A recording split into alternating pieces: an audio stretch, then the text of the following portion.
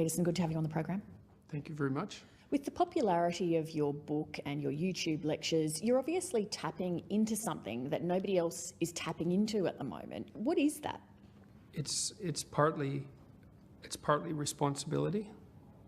I don't think that people have talked to young people about responsibility in any real sense.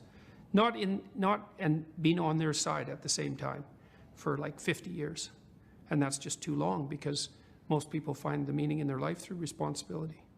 Isn't it fair to say, though, that some people, through no fault of their own, have tough lives, and that no matter how much personal responsibility they take, that won't change? So, for example, Yes. You and I, we've had a lot of good fortune in our lives. We've been born to, reasonably affluent, peaceful countries. I have a job that I have worked hard at, but I've had lots of luck. You have written a book and done a series of lectures that have become embraced around the world.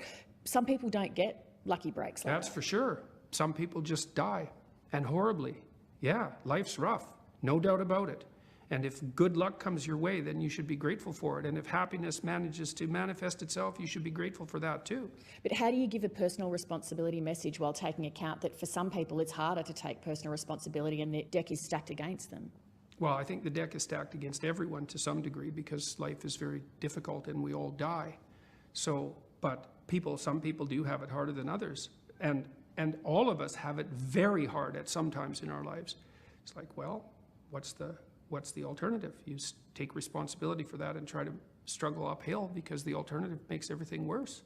It's not like it's fair. I know perfectly well that people have brutal lives. I've been a psychotherapist for 20 years. I've seen things you can't imagine, horror shows that you can't fathom, and people who have been hurt in so many ways, so many dimensions. It's like, bitter? Should they be bitter? Should they be resentful? Should they become violent? These things don't help. They have to struggle uphill despite their excess burden. And it's responsibility, not guilt. It's not necessarily their fault. That's not the point.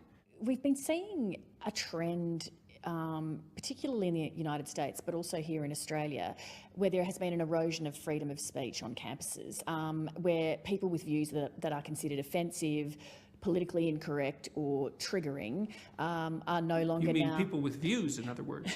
Well, certain views, more than others, tend to be not just the subject of protest, but those people will be, there'll be attempts to exclude them from speaking at campuses. Yeah, I've noticed. What is going to be the effect if that kind of behaviour continues in those kinds of environments? It's hard to tell. The broader social effect is not going to be good, because lots of the things that are happening in the universities that aren't good are already leaking out into the broader social world. Part of what's going to happen is that people are going to stop coming and speaking on campuses. The comedians in the United States, many of them already they won't come and do their shows on campus because everybody's so sensitive to offense. But it also drives political polarization, which isn't a good thing unless you want to drive political polarization. And I think the universities are going to cut the branch off that they sit on. Is being sensitive to offence such a problem, though? Like, we would have previously called that manners. It's a terrible problem. So imagine okay, so the rule is you can't offend anyone, all right? Let's say you're speaking to one person, I can't offend you. All right, fair enough. What if I'm speaking to 10 people? Do I get to offend 1 in 10? How about 1 in 100? How about 1 in 1,000? You're going to come out on stage and you're going to say something important about something vital, and you're not going to offend 1 person in 1,000? Well, you can't say anything about anything important ever without offending probably the person you're talking to. Important speech about important issues, especially contentious issues, is instantly offensive. But there are ways that you can share, I guess, provocative views where you attempt to still do that with an air of, say, respectfulness, where you're trying to mitigate against the offensiveness. This is true, yeah. You can actually try listening when you're having a conversation, right? Assuming that both people who are having the conversation are of goodwill, and they're not trying to play tricks, and they're struggling towards the truth, which neither of them hold completely, and both understand that. Yeah, you can reach across fairly large gaps and negotiate peace. Thank God for that, or we'd be at each other's throats all the time. Well, say the example of, there are some transgender people who want to not be referred to as he or she. They would prefer to be called Z or they. If somebody wants to be addressed like that, what does it cost me to do that? It's hard to tell because the devil's always in the details. But as far as I'm concerned, that situation is, it's not relevant to the issues, for example, that I was involved in. I didn't care if transgender people wanted to be called by some pronouns, like whatever. That's something for individuals to negotiate.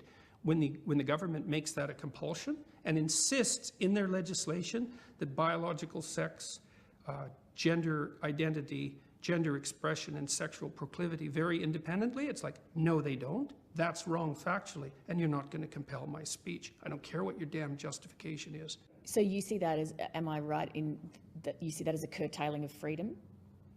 It's worse than a curtailing of freedom. It's a demand that the population uses a certain kind of linguistic approach. It's an appropriation of speech. There's no excuse for that. That never has happened once in the history of English common law, right? It's a barrier that we do not cross. Hate speech laws are bad enough. It's not like there's no hate speech. Like anyone with any sense knows that there's hate speech. Who's going to regulate it? Who's going to define it? And I know the answer to that. The last people in the world you would want to. And then we cross another barrier and we allow the government to compel speech for some hypothetically compassionate reason? No way. That's a really bad idea. Dr. Peterson, thanks very much for joining us. Thanks a lot for the invitation.